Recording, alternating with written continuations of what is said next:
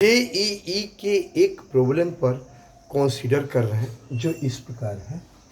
एक hemispherical bowl है जिसका रेडियस r 0.1 मीटर है और ये अपने वर्टिकल ऑन एक्सिस के अबाउट रोटेट कर रहा है। इसका ऑन एक्सिस वर्टिकल है और एक इसके साथ पार्टिकल भी रोटेट कर रहा है जो इसके बॉटम से h हाइट पर है। इसके बॉटम से h हाइट पर पार्टिकल है और वह उसका मास 10⁻² किलोग्राम है। उसका एंगुलर स्पीड भी ओमेगा ही है। तो पहला क्वेश्चन इसमें है कि h और ओमेगा के बीच रिलेशन फाइंड करना। दूसरा क्वेश्चन है कि ओमेगा का मिनिमम वैल्यू क्या होगा कि h का वैल्यू नॉन जीरो हो, जीरो नहीं हो। और फिर एक और क्वेश्चन इसमें है कि g का वैल्यू यदि हम इसी से मेजर कर रहे हैं, acceleration due to gravity g का वैल्यू इससे यदि मेजर कर रहे हैं तो उस सिचुएशन में मिनिमम पॉसिबल एरर g में क्या होगा जब दिया गया इंफॉर्मेशन की लिस्ट काउंट h का 10⁻⁴ मीटर है और r और ओमेगा को प्रिसाइसली हम नोट कर रहे हैं, नोन है वो। तो इस सिचुएशन में हम g में पॉसिबल एरर फाइंड करने के पहले इस रिलेशन को एस्टेब्लिश करेंगे तो उसके बाद उसको फाइंड कर सकते हैं इस रिलेशन की सहायता से। तो पहले इस रिलेशन को एस्टेब्लिश कर रहे हैं, h और ओमेगा के रिलेशन को।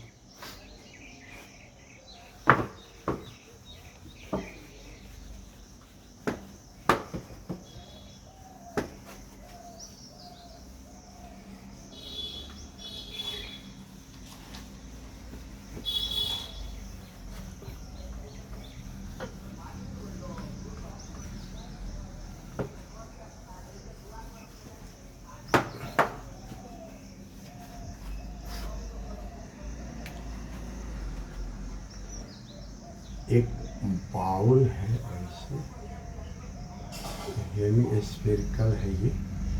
एक बाउल है ये हेमीस्फेरिकल है ऐसे, इसका रेडियस r है और एक m मास का पार्टिकल मान लेते हैं यहाँ पर है जो इसके साथ रोटेट कर रहा है सेम एंगुलर स्पीड ओमेगा से, यही इसी ऑन एक्सिस के बाद, यही ऑन एक्सिस है इसके बाद। इसका रेडियस हम स्मॉल r मान लेते हैं। अब हमें h और r के बीच, h और ओमेगा के बीच रिलेशन एस्टेब्लिश करना है। तो हम लोग क्या करेंगे, इससे इसको मिला लेते हैं। यहाँ पर यह एंगल एज्यूम कर लेते हैं थीटा है। तो यह एंगल यदि थीटा है तो क्लियर है कि यह भी रेडियस r होगा और यह स्मॉल r का वैल्यू लिख सकते हैं r cos थीटा। इस ट्रायंगल में, इस राइट एंगल ट्रायंगल में चलेंगे तो ये 90 डिग्री एंगल है। तो स्मॉल r इज, तो इसमें आ जाएगा small r is equal to r cos theta इसमें। अब यहाँ पर हम लोग, यह हाइट दिया है यहाँ से यहाँ तक h है, यही हाइट यहाँ से यहाँ तक h दिया है बॉटम से। हम लोग क्या कर रहे हैं, यहाँ पर सारे फोर्सेस को देखेंगे इस पर। तो एक फोर्स इस पर mg वर्टिकली डाउनवर्ड है, दूसरा नॉर्मल डायरेक्शन जो होगा वो कांटेक्ट सरफेस के परपेंडिकुलर होगा, इधर ही की ओर होगा, n का डायरेक्शन उधर ही की ओर होगा। और इसमें सेंटर की ओर एक्सेलरेशन दो वे से बना सकते हैं। यदि इसी फ्रेम में चलेंगे तो सेंट्रीफ्यूगल फोर्स बाहर ले लेंगे क्योंकि नॉन इनर्शियल फ्रेम होगा। ये बाउल को ही एक फ्रेम ले लेंगे, बाउल की किसी एक पार्टिकल को। तो यहाँ पर जो पार्टिकल है m मास का, उस पर हम कंसीडर करेंगे एक्सेलरेशन पर, तो यह स्वयं एक नॉन इनर्शियल फ्रेम हो जाएगा और तब सेंट्रीफ्यूगल फोर्स बाहर की ओर लेना पड़ेगा।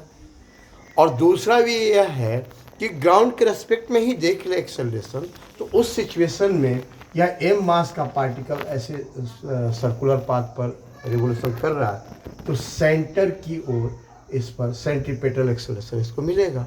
तो बात दोनों से एक ही मिलेगी। जब सेंट्रीफ्यूगल फोर्स लेंगे तो कोई सेंट्रीपेटल एक्सेलरेशन नहीं लेंगे और यदि सेंट्रीपेटल एक्सेलरेशन लेंगे तो फिर सेंट्रीफ्यूगल फोर्स तो लेना ही नहीं है, वो तो नॉन इनर्शियल फ्रेम में होगा।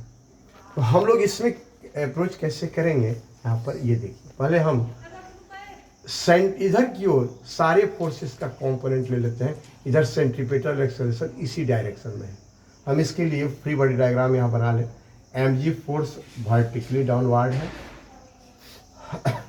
यहाँ पर यह जो टेंजेंट होगा, ये टेंजेंट का डायरेक्शन है, इससे ध्यान देना है। यहाँ पर पूरा एंगल 90 डिग्री टेंजेंट से बना लीजिए। नॉर्मल एक्शन इस कॉन्टैक्ट सरफेस के परपेंडिकुलर होगा इधर की ओर, और यही डायरेक्शन सेंटर की ओर, ये सेंटर की ओर डायरेक्शन। और ये हॉरिजॉन्टल डायरेक्शन में हम ये रेडियस के अलोंग लेक्चर बढ़ रहे हैं, इसके रेडियस के अलोंग, ये पार्टिकल के रेडियस के अलोंग।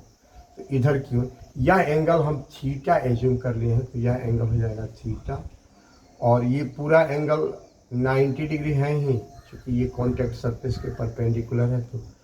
तो ये थीटा हो गया, तो ये 90 माइनस थीटा हो गया, तो ये थीटा एंगल हो जाएगा। और ये टेंजेंट हो जाएगा, इसको लिख सकते हैं टेंजेंट हम लोग, टेंजेंट। अब इस पर फोर्सेस जो हैं वो एन और एम जी दो ही फोर्सेस हैं। बाकी सारे फोर्सेस को देख लेंगे, M G, N, T, friction, F applied, pseudo force, spring force, वो सब बहुत से फोर्सेस हैं, वो सब देख लेंगे हम लोग, Coriolis force.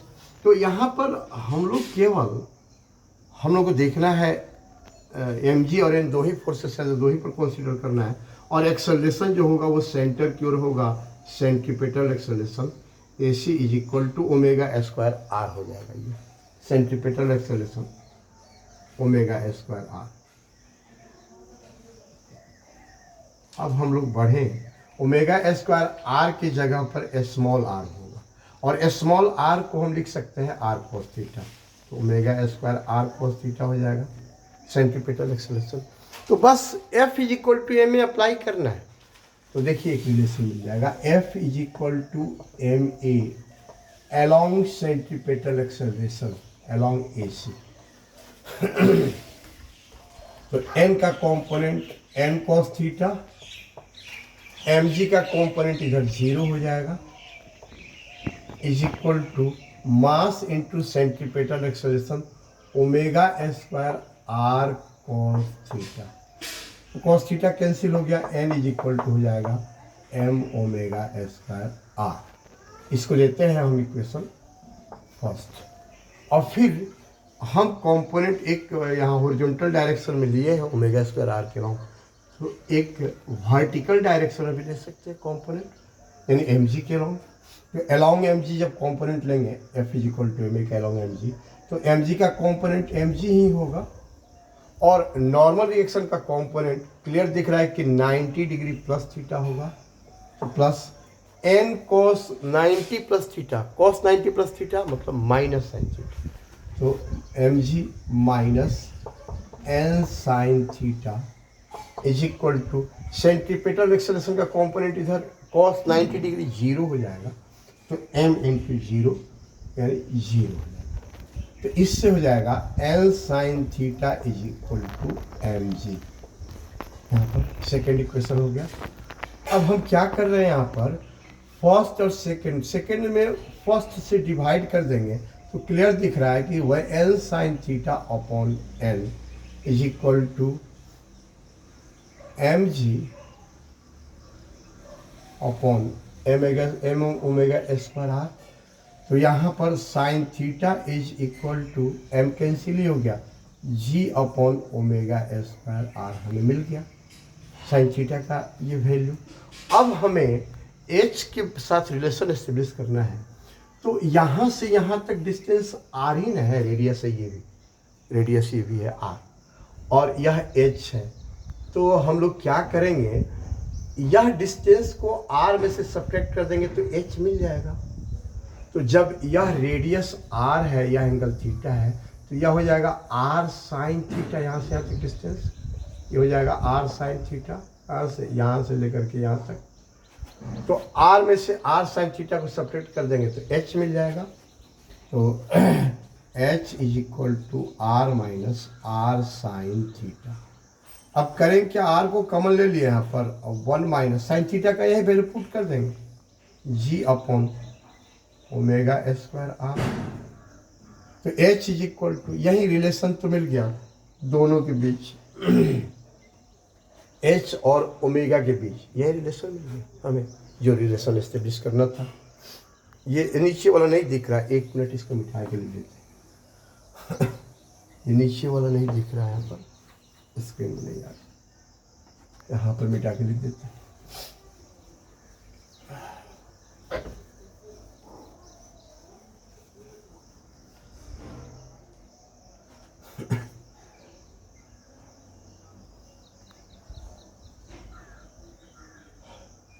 H is equal to R common 1 minus sine theta, और साइन थीटा का यही वैल्यू यहाँ जो आया है इसको पुट कर देंगे, R into 1 minus G upon omega square R.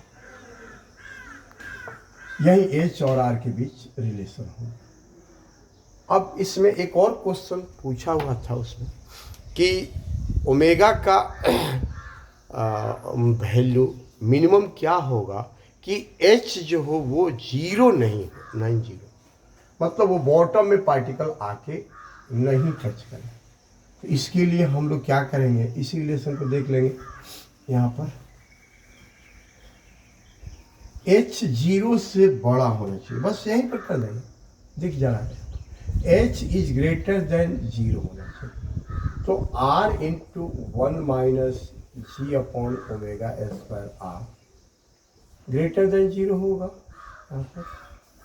अब ये हो जाएगा R minus G by omega square greater than zero. दिख रहा है यहाँ पर, आर से आर इसको कैंसिल, तो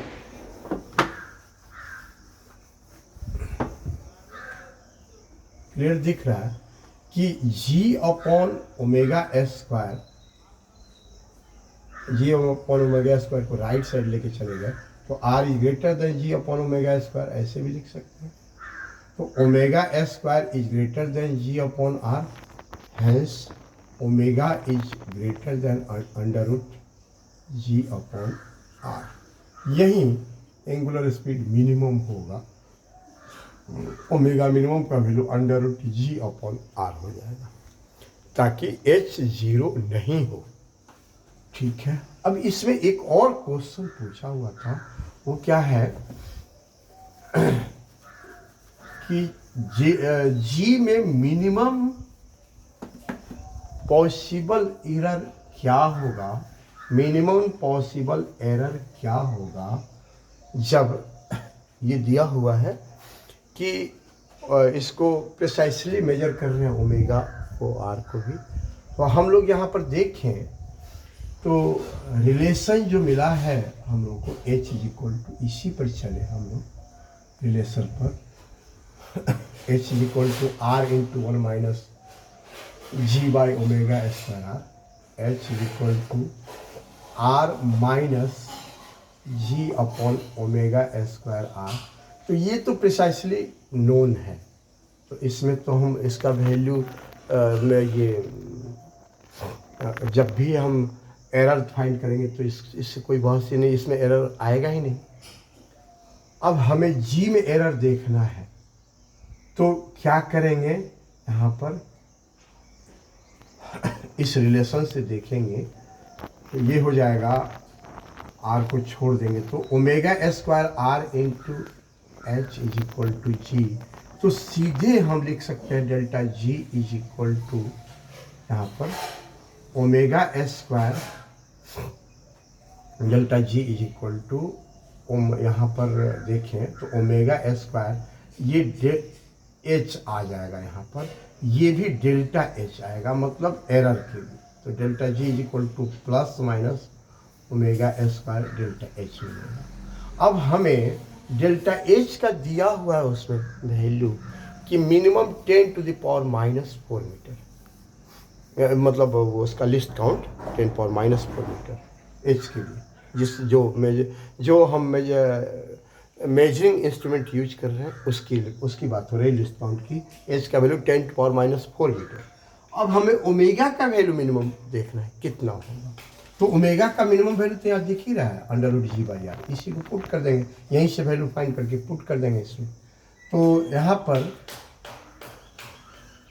देखें हम लोग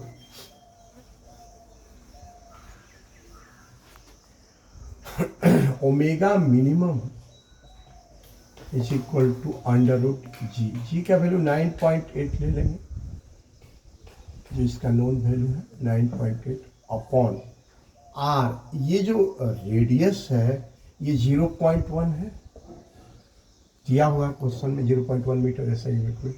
तो ये हो गया √98। हमको ओमेगा स्क्वायर का मिनिमम वैल्यू चाहिए। Omega square minimum is equal to 9.8 आ गया है। अब ये ध्यान है, चूंकि क्वेश्चन में पूछा है मिनिमम पॉसिबल एरर, तो मिनिमम चाहिए। तो ओमेगा स्क्वायर का मिनिमम वैल्यू हो गया 9.8 प्लस माइनस 9.8, और डेल्टा एच का यहाँ पर ये इसके लिए मिनिमम की बात हो रही है, मिनिमम पॉसिबल एरर की। तो 10⁻⁻�4 मीटर में है ये SI यूनिट पे, तो मिला के मीटर पर सेकंड स्क्वायर हो जाएगा। तो यही हो जाएगा 9.8 यहाँ नहीं आया था, यहाँ 98 आएगा। 0.1 से डिवाइड किया गया, थोड़ा सा गलती लिख दिया। तो 98 × 10⁻⁴ मीटर पर सेकंड स्क्वायर, जिसको लिख सकते हैं हम is equal to 9.8 plus minus 9.8 ×